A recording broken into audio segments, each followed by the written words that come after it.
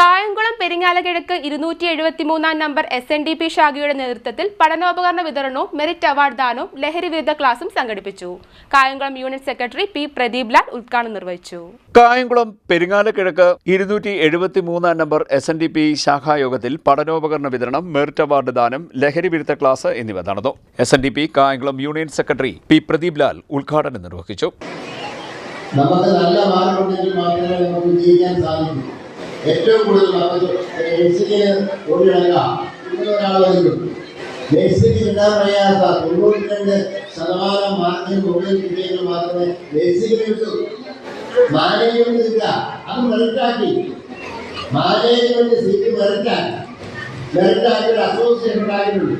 ആ അസോസിയേഷൻ വരുന്ന management application ഇല്ല, അവര് അതിന്റെ മാർക്കിന്റെ അടിസ്ഥാനത്തിൽ ആ കമ്പ്യൂട്ടറിൽ തന്നെ അപ്പം തന്നെ അടിക്കുക. ഏതായാലും പൈസ വായിക്കൊണ്ടാ മാനേജ്മെന്റ് സീറ്റ് കൊടുക്കുന്നത്. കൊടുക്കുക.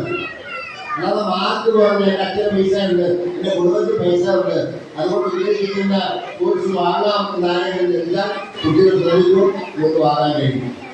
നന്നായി പഠിച്ച് നല്ല മാർക്കോടുകൂടി വിജയം കൈവരിച്ചെങ്കിൽ മാത്രമേ നിങ്ങൾ ആഗ്രഹിക്കുന്ന കോഴ്സുകൾക്ക് നിങ്ങൾക്ക് അപേക്ഷിക്കൂ. SSLC +2 പരീക്ഷകളിൽ ഉന്നത വിജയം നേടിയ വിദ്യാർത്ഥികളെ ആദരിക്കൽ SNDP യോഗം കൗൺസിലർ മഠത്തിൽ Biju, SNDP Kayamkulam union councillor Panakkal Devarajan എന്നിവർ ചേർന്ന് നിർവഹിച്ചു. Narcotics sub inspector Jackson CR ലഹരി വിരുദ്ധ ക്ലാസ് നയിച്ചു. വീട്ടിൽ ചെന്ന് ഞാൻ കയറി അങ്ങോട്ട് ചെന്നിരുന്നു. ഇരുന്നിട്ട് ഞാൻ മോനെ ഇങ്ങ് വന്നു. അപ്പം ഞാൻ ചെല്ലുമ്പോഴും ഇപ്പം ഗെയിം കളിച്ചുകൊണ്ടിരിക്കുക. അപ്പം മോനെടാ നീ ഒന്ന് ഇങ്ങോട്ട് നോക്ക്, ഇങ്ങോട്ട് വാ, എന്നിട്ട് കാര്യങ്ങൾ പറയേണ്ടത് ഞാൻ ഇന്ന സ്ഥലത്ത് സാറാണ് എന്നൊക്കെ പറഞ്ഞു. പക്ഷേ ഏറ്റവും വേദനയായിട്ട് തോന്നിയത്, ഞാൻ ഈ പല ലഹരി ഉപയോഗിക്കുന്ന കുട്ടികളുടെ വീട്ടിൽ പോയി അവരെ കാണുകയും അവർ സംസാരിക്കേണ്ട ആ കുട്ടികളൊക്കെ നമുക്ക് തിരിച്ച് റെസ്പോൺസ് ചെയ്യും.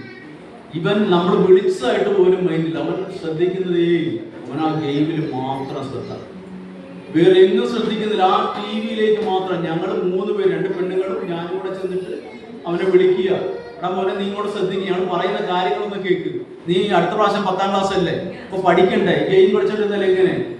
ഒരു ഭാവമാറ്റവും ഇല്ല. അവൻ മുഖം ഇങ്ങനെ വല്ലാതെ ക്രൂര മുഖമായിട്ട് ഇതിലിങ്ങനെ ശ്രദ്ധിച്ചുകൊണ്ടിരിക്കുക.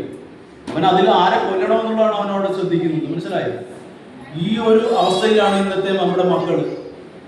ഈ ഫ്രീ ഫയർ എന്ന് പറയുന്ന ഗെയിമിൽ അടിമപ്പെട്ട് കഴിഞ്ഞാൽ നമ്മുടെ മക്കൾ നമുക്ക് അതും ഇത് ഈ ലഹരിയേക്കാളൊക്കെ ഡേഞ്ചറാണ്. കിട്ടില്ല. കാരണം അവർക്ക് ആരെ കൊല്ലണമെന്നുള്ളതാണ്, അവിടെ ആരെ തോപ്പിക്കണോ ആരെ കൊല്ലണമെന്നാണ് ചിന്ത.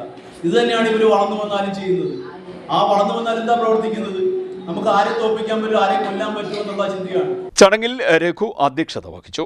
മാനേജിംഗ് കമ്മിറ്റി അംഗങ്ങളായ വിനോദ് കുമാർ, ബാബു, മനോജ്, വത്സല, ഷാജി, രാജൻ, വനിതാ സംഘം പ്രസിഡന്റ് വത്സല, വൈസ് പ്രസിഡന്റ് വസന്ത, ശ്രീദേവി, ബിന്ദു, ആനന്ദവല്ലി, അംബിക, ലിജി, ഗീതമ്മ, ഗോപകുമാരി തുടങ്ങിയവർ സംസാരിച്ചു. പ്രദീപ് കൃതജ്ഞത പറഞ്ഞു. CDNet news Kayamkulam.